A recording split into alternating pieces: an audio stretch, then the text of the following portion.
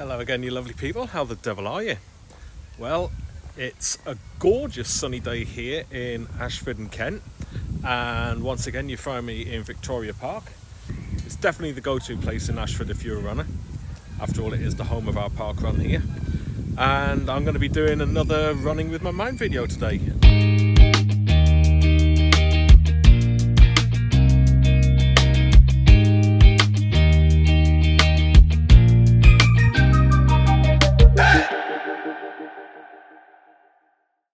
Just a heads up that this video contains discussions around mental health, suicide and subject matter that may upset people.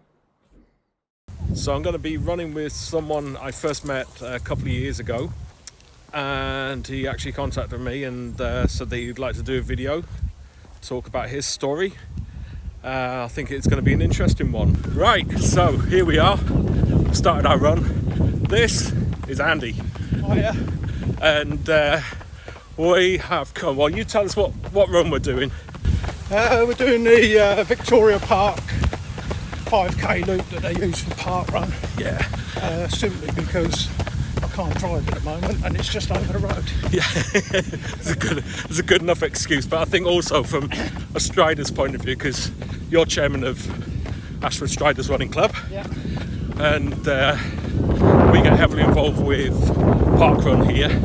And we've actually got Parkrun Takeover coming up, haven't we? Yeah, August the 17th. August 17th. So if you're watching, get yourselves down to Ashford Parkrun on the 17th. It'll be a sea of red.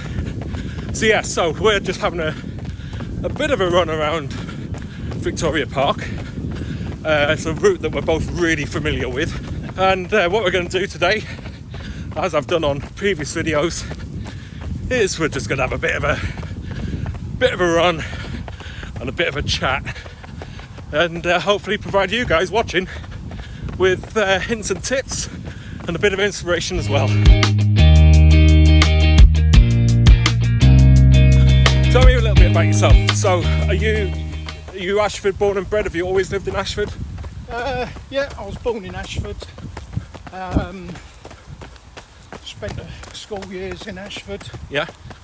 Joined the army straight from school, so obviously went to various places with the army. Yeah. Coming out the army, yeah, back to Ashford. Cool. So with the army, I'm assuming, well, you've always been one of the, I've always put you down as one of the fast ones in the club, until recently with your injury, but you've always been one of the sort of, always been fit from what I've seen, so yeah. I'm assuming that played a big part in your army life as well. Yeah, absolutely. It's I mean, obviously we've got a few ex-squaddies, ex-striders, yeah, and they'll know, you know, it's plenty of fitness training, yeah, but I suppose the difference there is that you've got to do it, yeah, not that you want to do it, but being ordered to do it is takes enjoyment out of it a bit. Yeah, and I suppose when you're running with striders, you haven't got like heavy bags and no, that's it. Yeah. Packs and full kit and boots. BFT. Yeah. Which is the basic fitness test. Yeah. You have to do that. I think it was once every 6 weeks. Or yeah. I might be wrong. But it was nothing. You know, out of the ordinary sort of thing. You know, most people passed it. Yeah. And even if you didn't pass it, you know, they didn't kick you out or nothing. I think it was 1.5 miles. Yeah. Something like 15 minutes. So yeah. Very achievable. Your running journey then. Have you always been into running, or is this something that's just sort of come about in later years or with the army? No, as I say, obviously I ran a lot in the army, along with everybody else, but because we had to, not because we really wanted to. Yeah. When I left the army, I didn't do hardly any running whatsoever. And then 2018, guy at work done the London Marathon. Yeah. And he done it in a good time as well. But he's a big lad, Yeah. and as workmates do, taking the mick a little bit. And I said to him, if you can do it, anybody can do it. Yeah. So I signed up and got myself a little training plan. Looking back, it was not great. Yeah. It was a couple of runs a week and a long run, basically. Yeah. No speed sessions, etc. I've done it with a couple of other guys. We all decided to run around together. Yeah. Because we all work together, so we done it in 5 hours 15. And although I was pleased that we completed it, we ran the whole route, Yeah. albeit steadily. Yeah. I thought, do you know what, I could do better than that. Yeah. So I signed up for it again. But it was 2020, the second one would have been. Yeah. Oh, that's pandemic year. Yeah. I joined Striders, by the way, Yeah. by this time. Silly joining after the marathon. That's what you do. Yeah, but we trained with a few other Striders, and then I think we done a 19-mile run, 20-mile run down to Folkestone, Yeah. and then the pandemic, lockdown and that, Yeah. so they cancelled the London Marathon, Yeah. and that was that. So you did the first London Marathon in 2019, Yeah. and so you've done it how many times now? I've done London 3 times and Brighton twice. Cool. That's all from that one bet in the tea room at work. So how did you get involved with Ashford Striders then? So when I've done the marathon in 2019, I thought there's got to be more to running than running on your own, Yeah. sort of thing. You know, it was mind numbing doing all that training Yeah. on your own, and so I had a look at running clubs on Google, as you do. Had a look at A&D and Striders. I messaged them both, and Striders got back to me first. Yeah, and I went on the 4-mile run, just chatting to people, and then filled in my membership, and the rest is history.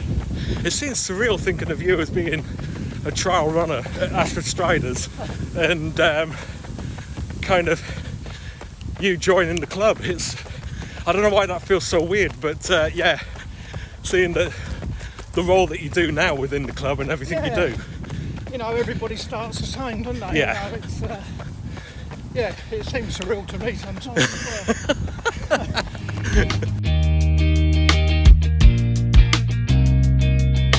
Normally I ask this question of like, what's your proudest sort of moment as a runner?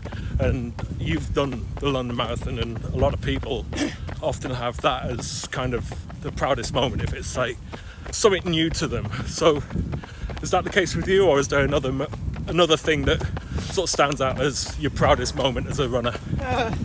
2 things really. Obviously completing the first London Marathon was right up there. Yeah. It was an achievement that I was proud of because I've done it on my own, I suppose. Yeah. The second one has got to be being made chairman of Striders. Yeah. It's a club I love. Yeah. I love the people in it, and it's a real sort of honour. So how did that come about? The previous chair notified everybody she was stepping down. I think it was, well, the AGM's always in November, and I thought about it, and I thought, you know what, I could do that. So, yeah, I did chat to a few people close to me, and I said, yeah, go for it. Cool. So I did. No one else put their name forward, actually. So. Yeah, so obviously I got the job. And how long's that been now? That would have been November 2021.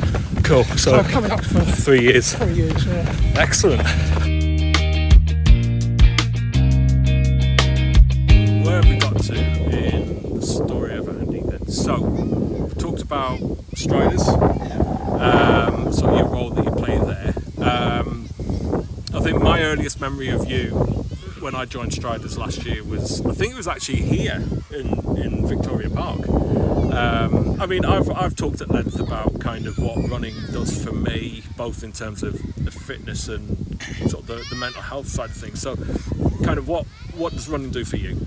I suppose when I first started running, it wasn't really for mental health reasons. Yeah. It was, as I've explained, the London Marathon. But so yeah, I mean, it's just the feel-good factor. I think I think we all complain when we first start running, don't we? The first mile of the run is always the worst. And when I'm doing the tech sessions, you might get this as well, but with the tech sessions, they're calling me every name under the sun for the whole of the tech session. Yeah. And then at the end of it, it's all high fives and, oh my God, that was amazing. I've learned so many new swear words since I've been at Striders. It's unbelievable. One of the things that we have in common is, and I hope you don't mind me saying this, but sertraline. I think you're not taking it anymore, but I think we had just an off chance conversation.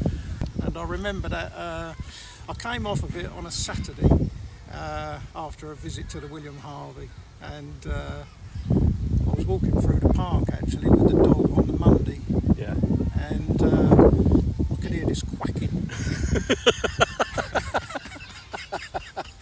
And I thought, right, that's it. I've officially gone round the loop. Yeah. And I looked round. There was obviously nothing there. Turned round, carried on walking. Heard it again. And I thought, what's going on here, sort of thing. It's yeah, that was so relieving to hear. I'll tell you, because I really thought I was going round the twist. But yeah, it's one of the weirdest things. If you don't take sertraline, basically what happens is if you're on sertraline and don't take it for a day, it does something, and it's almost like an electric shock in the head. It's like a kind of feeling. It just makes you feel very unsteady and unbalanced at times. And yeah, I get really dizzy. I'm coming off it at the moment, so I'm going through that phase of I'm just on the minimum meds now, and it's what I've found personally, and I think I mentioned this to you recently, is I've really increased my water intake as coincidentally with me coming off it, and I'm not getting that intense brain buzz at the moment. So I don't know if that's coincidental or whether that is an actual thing, but I mean, it was a good three, maybe 4 months after coming off sertraline that they finally stopped. But even now, they are very occasionally there. But I mean, sort of, in the early days, it was literally all day, every day. Yeah. But yeah, I'm sure you're right. Hydration probably does explain a lot of it. I don't do enough of that. Yeah, I think one of the key things, I think it's a classic example, and I get this from so many people as well, is it's that stigma that's still there about mental health. And I think sometimes you sit there going, I'm the only one with this, and then when you talk to someone about it, all of a sudden you think, hang on, I'm not the only one. And it's like that conversation, I just saw the sheer relief.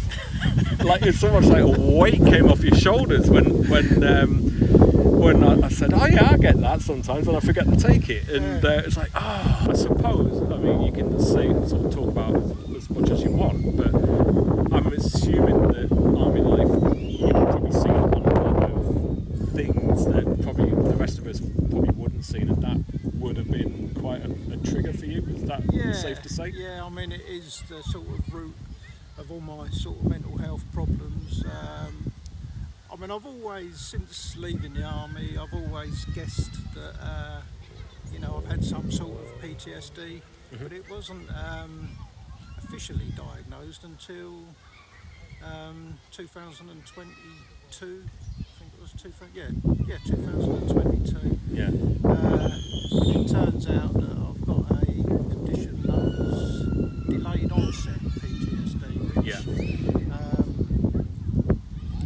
occurs, you know, many years after the event.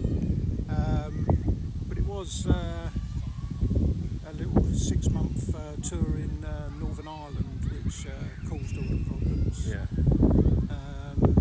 I think we all know well, you see from the TV and everything. Yeah, just I would imagine that the younger generation don't really sort of know about, you know, much about the troubles in Northern Ireland. Yeah. You know, it didn't sort of hit the headlines as much as Iraq and Afghanistan. The conflict in Northern Ireland, it claimed just over 1,400 servicemen's lives. Put that into context with Iraq, which was 100 and something, I believe, and Afghanistan, which was 400 and something, and it's more lives lost than both of them combined. Yeah. You know, but I mean, it was a longer conflict. It ran from 1969 to 2007 when the Good Friday Agreement was designed. But yeah, I mean, it was a totally different conflict to your normal, because, you know, it's not like an army against an army. It's, it's almost like guerrilla warfare. well, isn't it? that's it. It's urban warfare. You know, you didn't know who you were fighting, who was going to try and kill you. You know, it's makes my job seem not very stressful at all. Yeah, it's when you say, oh, I've had such a stressful day in the office, and then you speak to someone like yourself who's been through like war zones and stuff like that, it's like, yeah, no, that's not stressful at all in comparison. So yeah, I mean, it's not something that I'd like to, you know, repeat. I mean, when you join the army, it's all. I mean, I joined more or less straight from school. Yeah. And it's glamorous, you know what I mean? Yeah. Join the army, you know, be a man sort of thing, and you don't expect to be in a position where people are trying to kill you. That may sound stupid, you know, because you know, what else would you do in the army? But you know, as a kid, you know, which I was a kid, you join the army, and for the first few years, it was just normal life. Well, we done 6 weeks intensive training before we went to Northern Ireland. I went as part of the high-risk search troop with the Royal Engineers, and it was all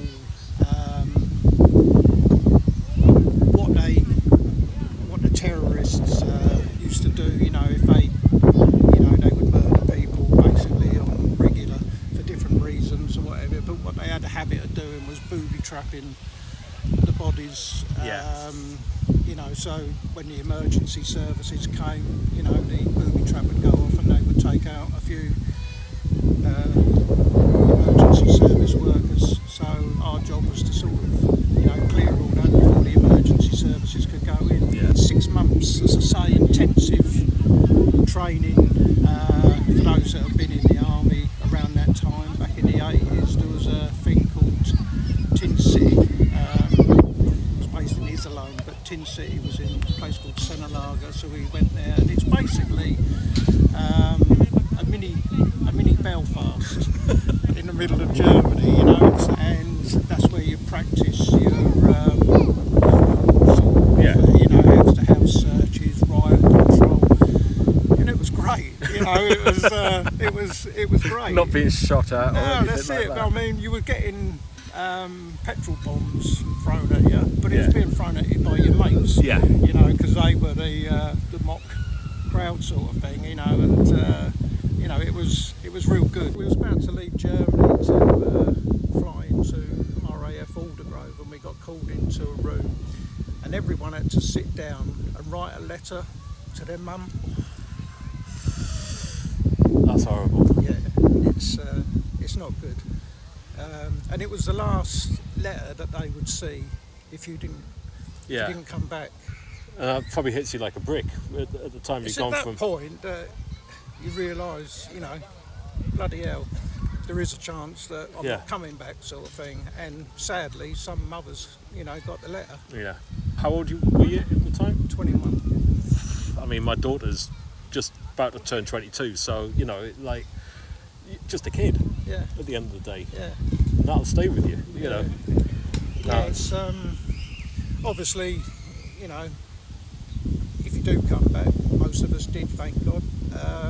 You know, the letters get destroyed. Yeah. And your mum and dad never see it.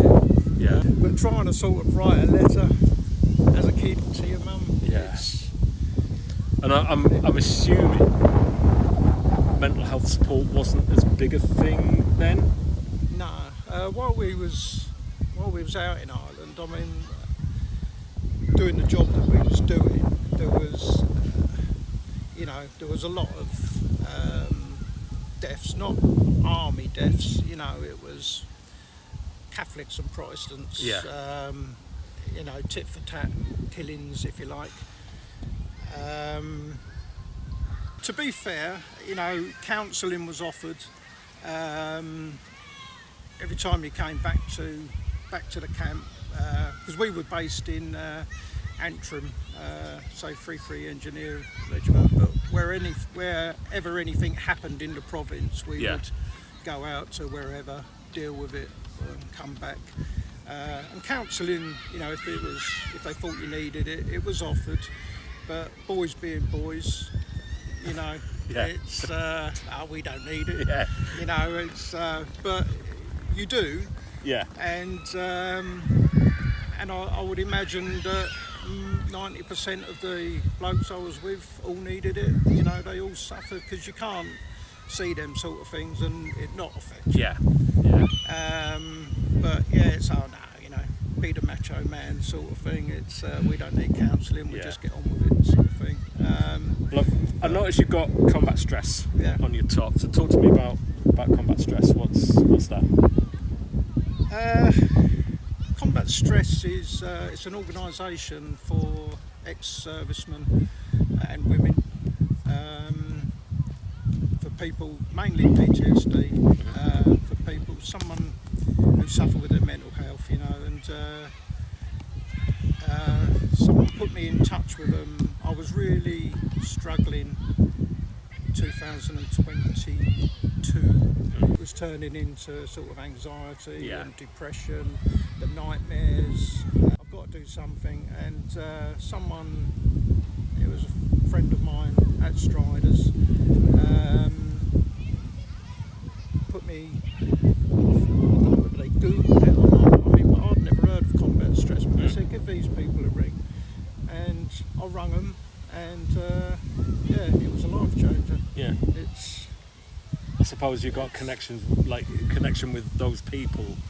Yeah. Kind of, they've gone through similar experiences. Exactly, yeah. I went to my first group session in combat stress. They're based up in Leatherhead, and there was 4 of us, and there was three blokes and 1 woman, all sort of ex-served. There was me from Northern Ireland, one back from the Falklands, which 1982 that was, and they were still suffering. One from Iraq and one from Afghanistan, and they sat us all down. We had a sort of individual interview with a proper counsellor first, and then they sat us all down, and so you take it in turns to have a one-to-one with each of them, sort of thing, you know. You would offer them advice and they would offer you advice, and then at the end of the day they would say that advice that you gave to that person, you will now turn that around and do it to yourself. Yeah, I mean it was good and it worked, and but then as things do, things wear off, don't they? Yeah. You know, You've got to keep you've doing got it. to you've got to keep moving with the times, sort of thing. But I've been back 3 or 4 times when things have got bad, sort of thing. I'm very lucky. I've got a good group of friends at Striders that I talk to about stuff, from the army. I can't talk to everybody. And for some reason or other, I can't sort of open up to men. I don't know whether that relates back to the army. What you saying about me? Yeah. I don't know. I think that relates back to the army and the macho thing, sort of thing, and it sort of stuck with me. Even the counsellors at Combat Stress, they're women. Yeah. And I can open up, sort of thing, but for some reason or other, I just can't open up to another bloke apart from you. I think we've all got our own ways of being able to kind of open up and feel comfortable opening up with different people. Those people definitely. that like safe havens, if that that makes sense. Yeah, I mean, I've got two very close friends at Striders that sort of stick out above the others. Yeah.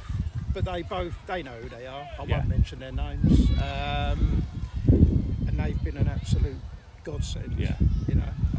For the last 2 or 3 years, we speak practically every day. They both got their own problems, but I check on them, they check on me, and it works well. But I think sometimes when things get really bad, I'm very wary.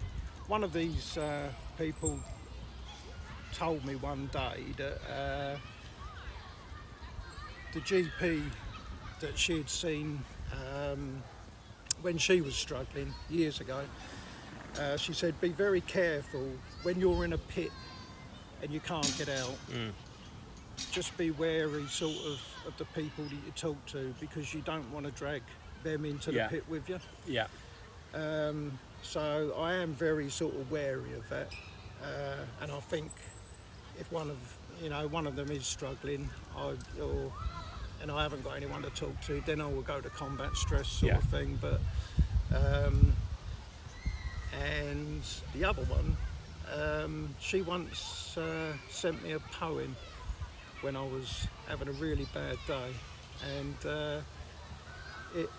I think I've read it just over 1 million times. It's basically about, if a mountain's too high one day, leave it, come back another day, give it another go, sort of thing. It's along them lines, it's a bit longer than that.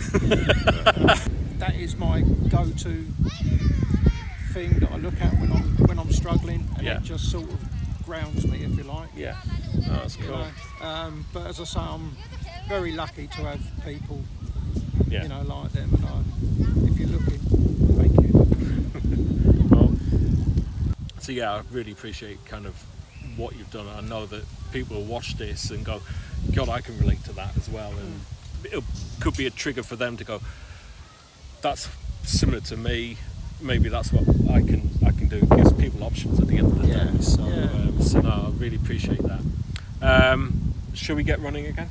Finish off our run? Why not? That's what we're here for.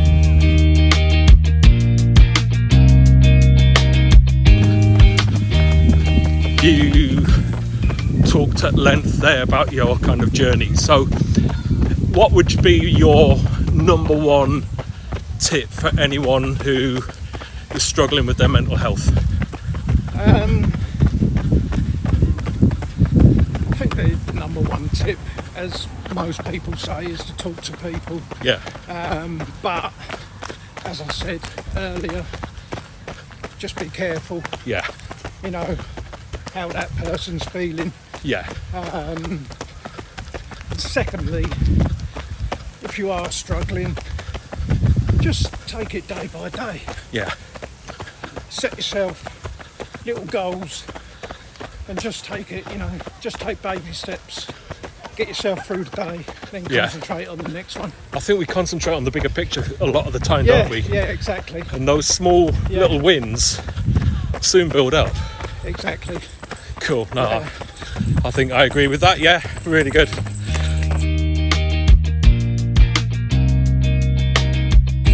And then finally, if somebody came to you and said, I'm thinking about running, never ran before, what tip would you give them?